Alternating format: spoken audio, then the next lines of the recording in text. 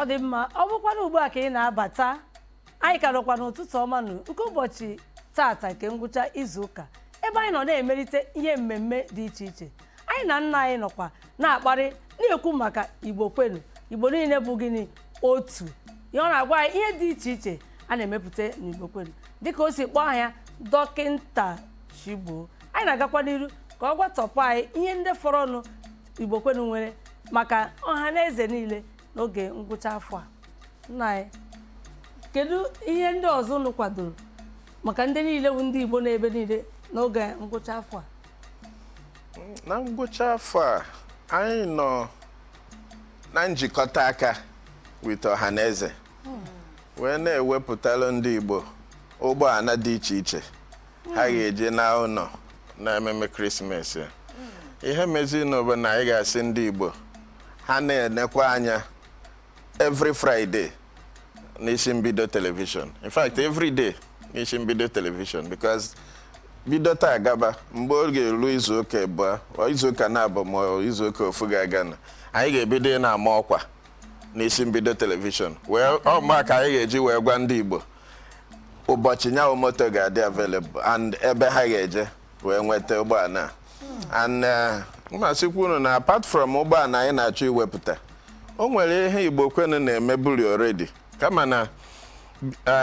anyị na-emenya bụ ihe n'ala Igbo. O bidoro na Anambra steeti n'Ọka n'Ọnịcha, but anyị na-enwe elega anya na agbacha Christmas na anyị nwere ike ibido na Lagos. And ya bụ ihe anyị na-eme n'ala Igbo anyị chọrọ ibido na Lagos. Anyị ga-eme in collaboration with isi mbido television. Maka na Anambra ebe ahụ anyị na-eme anyị na ndị ABS television and ABS radio na-emekọta ya. And ihe anyị na-eme ha na-akpọ ya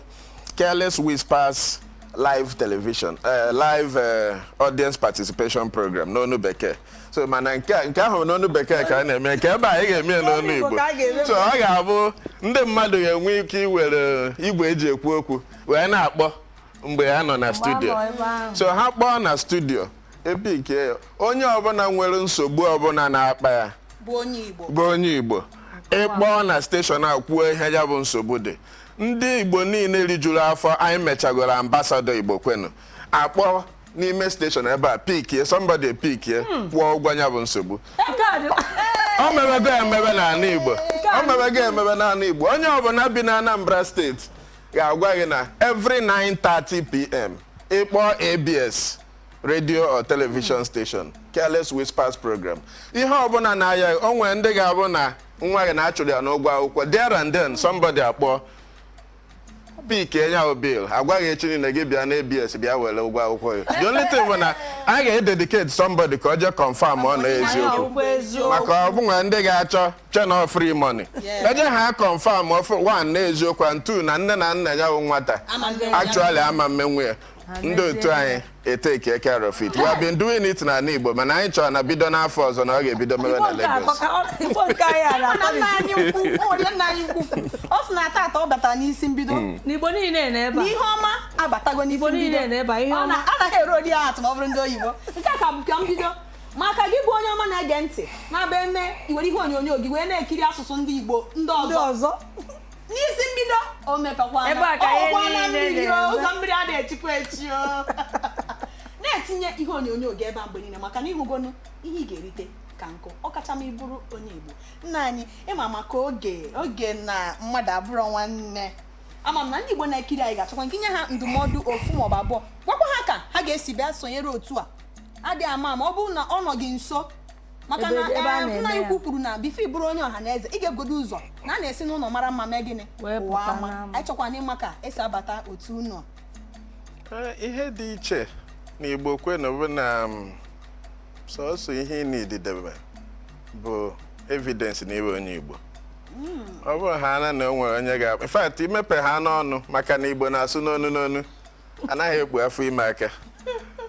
Onye Awụsa chọrọ iklem na ọ bụ onye Igbo anyị na-akpa na nkata 5 minutes eziokwu agba n'ahụ. So na nwa afọ ọbụla Igbo ṅụjuru mmiri ala afọ pụta ha n'etiti anyị soro anyị kpanwe nkata maka ọ dị ka otu anyị nọ na isi bido anaghị na-ekwu ekwu bekee ebe so onye ya abịa nwe ebe a soro anyị kpaa nkata na-anụ ihe anyị na-ekwu anyị na-anụ nke ya ọ ga-egwe n'onye Igbo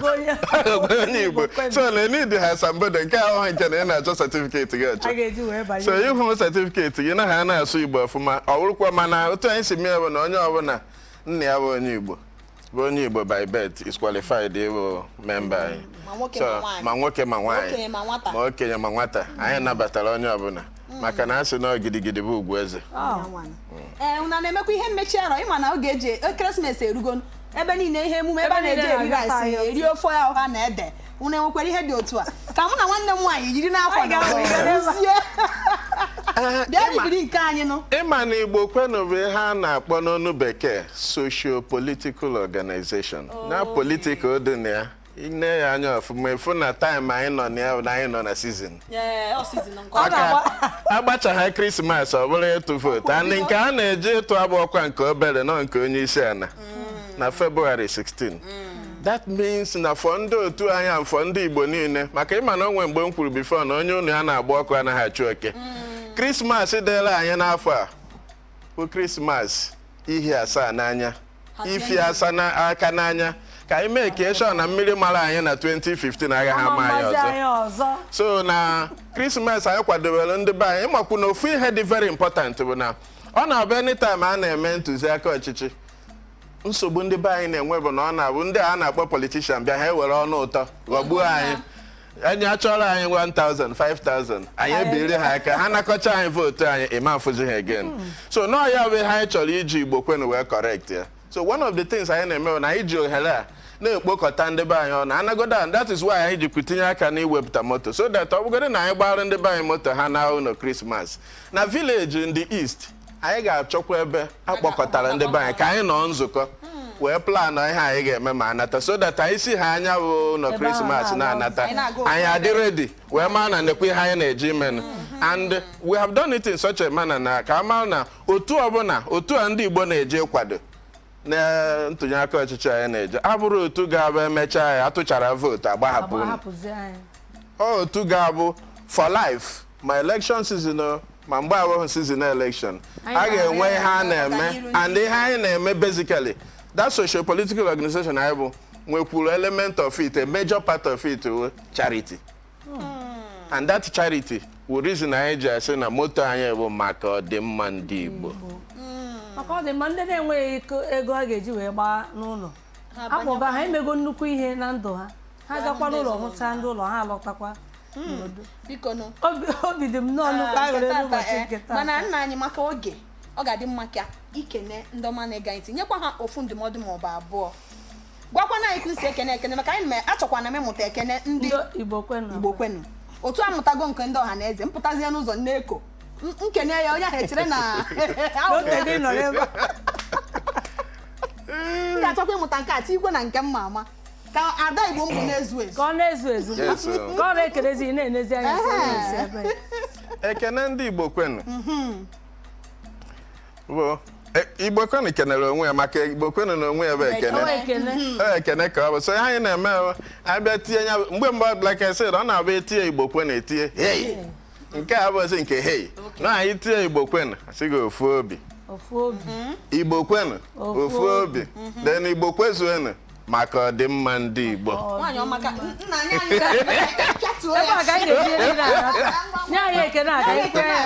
Igbo Kwenụ ofu obi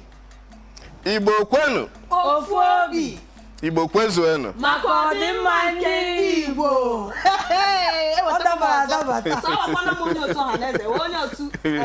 Igbo Kwenụ ịma na ihe ọbụla nwere mbido ga-enwe ngwụcha ama m onye ọma gara anyị ntị na anyị onwe anyị kwa anyị achọkwa n'isi ebe a wee pụọ mana maka oge otu ọ ga-abụkwa n'izuụka na-abịa ka anyị nọ n'ọrịa